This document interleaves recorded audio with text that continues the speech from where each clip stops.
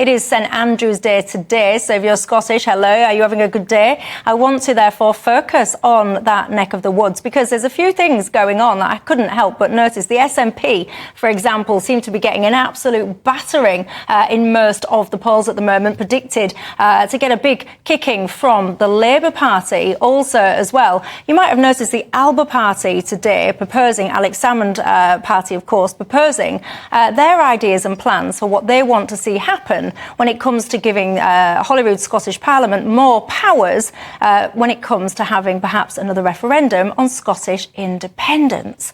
Now, start wherever you want, SNP or the new powers potentially, or aspirational powers for another independence referendum, Peter. Well, first thing to note is the absolutely astonishing achievement of the SNP in becoming a serious political party out of virtually nothing as it was during most of my life, and then becoming the accepted government of Scotland. And to imagine that somehow or other it's just going to fade away because of a few opinion polls seems to me to be unlikely.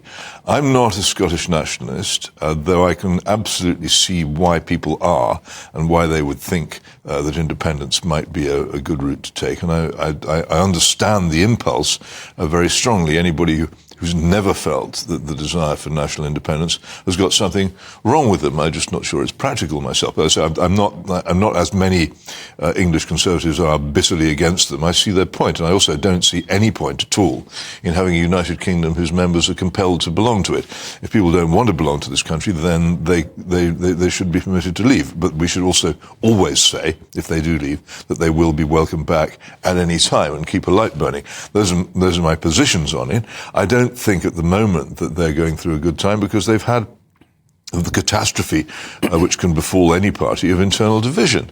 And they've lost, first of all, in Alex Salmond, probably the cleverest political leader in these islands of modern times first, and then Nicola Sturgeon, who was not inspiring but certainly seemed to keep the ship on an even keel, has now gone. And so there's a feeling of rudderlessness, and Labour, of course, is very likely to be successful in the coming national general election. So the opinion polls will probably show a kind of tribal rush back towards Labour. But whether it means the end of Scottish nationalism, I think I wouldn't hold your breath. Aaron, I wouldn't be too sure. Where are you on it? I think Peter's made a very lucid argument there. I think Scotland is moving to a two-party system.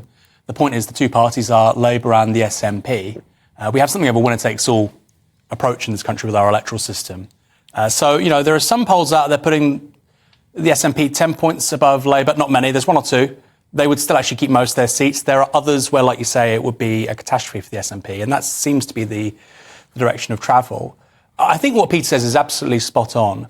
With Alex Salmond and Nicola Sturgeon, you had two era-defining politicians. You're very lucky as a political party to have one. They had two in quick succession. The question is now, do they have the personnel to carry that on? Statistically improbable. But to finish, I think what Peter said about Scottish nationalism being here for the long term is absolutely correct. Most young Scots support nationalism. They support national independence. The question is, will they be the future bureaucrats, orators, policymakers, intellectuals, journalists driving this agenda forward?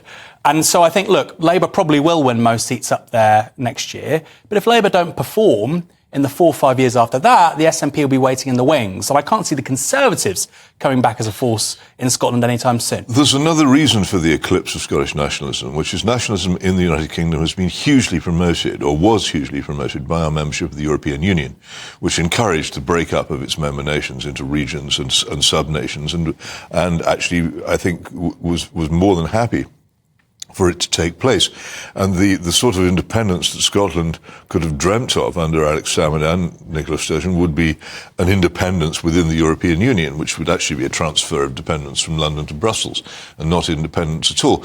Now they can't realistically expect to join the European Union. I don't know whether this is even workable. I think people instinctively see a difficulty here and a roadblock. So I have a feeling that there is another crisis coming for this country over its relations with the European Union, possibly 10 years hence. But I think whatever happens in Scotland will be mixed up with that. Do you agree with that? Is that fair? I think that's right. And I think Peter's correct that Brexit, initially, so many Scottish nationalists thought this is manna from heaven for us. But actually, it's made their job that bit more difficult. An independent Scotland, what currency would it now have?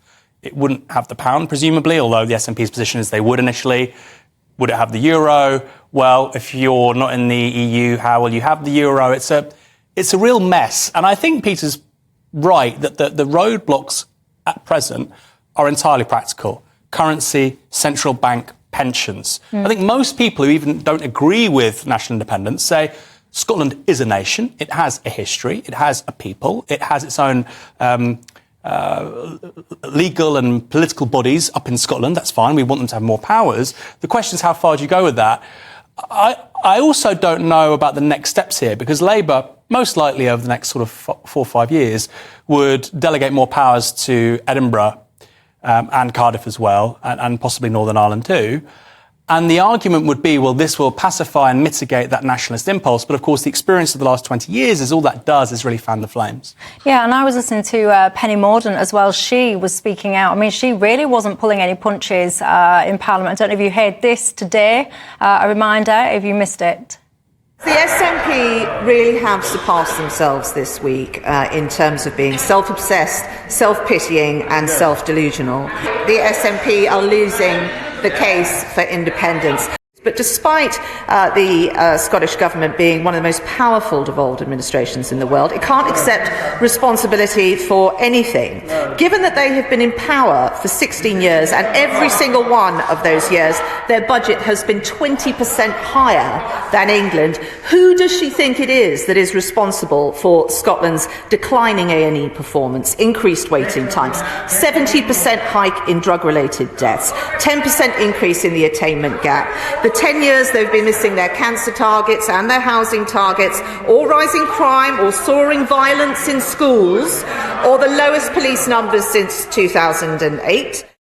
I can tell you now, right, that went on and on and on. What was you about to say? It sounds like what? It sounds like England. I mean, it's a bit of a strange thing to attack a Scottish politician for. That you might want to look in your own backyard. I think carrying that sword around may have gone to her head, do you think? Well, when I was listening to that, I do think that sometimes politicians, because I will often say that to when people are here and they're representing the Tories, for example, and I will say to them, when you're describing things, it's been on your watch. It's been on your watch that lots of things have declined. So I do think that was a very passionate attack there, but also the irony of what's gone on in this country while the Tories have presided over it seems to be lost. Also, as well, can't not mention Scotland without mentioning Alistair Darling, of course. Very sad news today of his passing. He was very prominent in the Better Together campaign as well, wasn't he, in 2014, of course, as well as being our former Chancellor. Which was odd, considering that it was his party which had really created the whole crisis in the first place.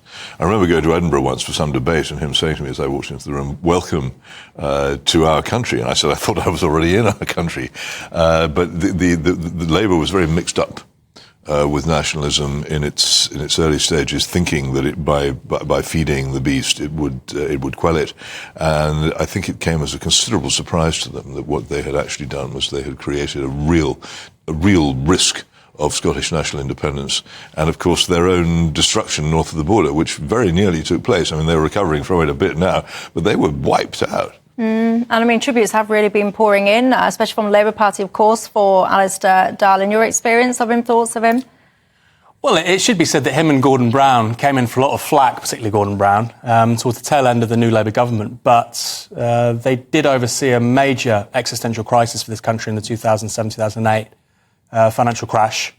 And I do wonder if the politicians we've had since then, if somebody like a Johnson or a Theresa May or a Rishi Sunak, if they'd been at the helm, or even David Cameron, how different would things have been? That's an open question. Maybe I'm being very unfair. But I think actually the further time that passes since 2008, the more obvious it is to me at least that they did a half-decent job. What do you think society would be like if those people were at the helm? Would it have been better? Would we be sitting here now in a better position or worse? Let me know all of your thoughts. I've got a lot coming up in the programme.